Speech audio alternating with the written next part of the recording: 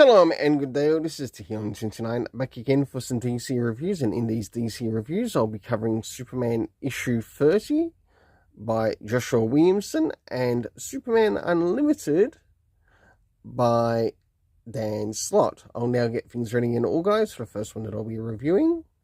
So moving into first things first, does this cover in any way, shape or form connect to something that is happening inside with the story? In some essence it does, which I give it a 6.5 out of 10. Next is the area of the internal art as we have a look around the beginning, middle, and of course the end, and what is also happening story-wise with the characters. So as Superman has travelled with Superman Prime to basically where the Legion of Darkseid is, we do get to see some of the events that are taking place. And with all the events, Superman is trying to do the best he can as being Superman in this particular future of what has been happening in the timeline. And of course, Superboy Prime gets his own Superman moment. Until, of course, we do get Bruce the Gold being saved.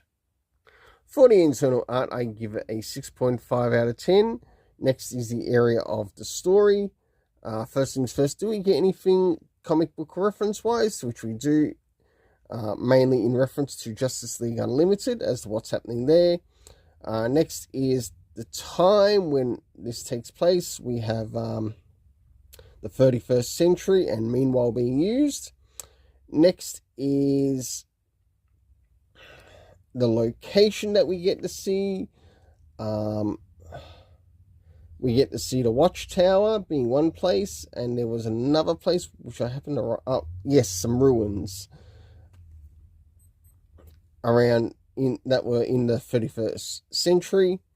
Next is the cast of characters consisting of the Legion, Superman, Superboy Prime, Bruce the Gold, Lex Luthor, and of course the preparation of stuff in relation to Doomsday, as well as some members of the Justice League towards the end there.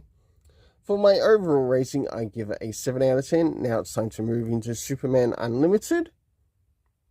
So as we move into Superman Unlimited, issue 5, does this cover in any way, shape or form connect to something that is happening inside with the story?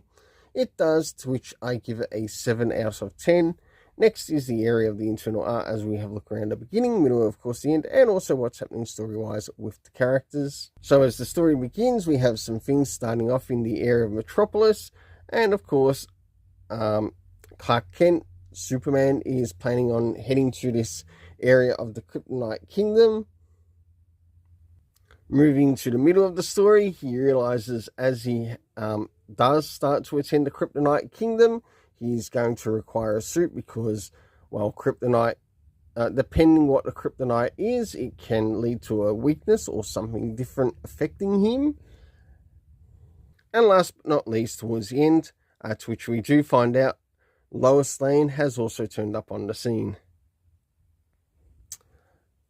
So for the internal art, I give it a 7 out of 10. Now it's time to move in relation to the area of the story. I want to say that this included a comic book reference, even though it didn't really need to, but it did give a reference to issue 1, so basically where things began with this story. I'm surprised it didn't maybe indicate to the Summer of Superman special, which I think that might have also brought up the rating. Maybe let's head a little bit more. Next is the area of time, to which we have moments later being used. The locations we get to see are Metropolis, and of course the place which is considered the Kryptonite Kingdom. Next is cast of characters: Lois Lane, Clark Kent Superman, and of course Castella. For my overall rating, it is a 7.5 out of 10. Until then, let's keep it colourful and have yourself an awesome day.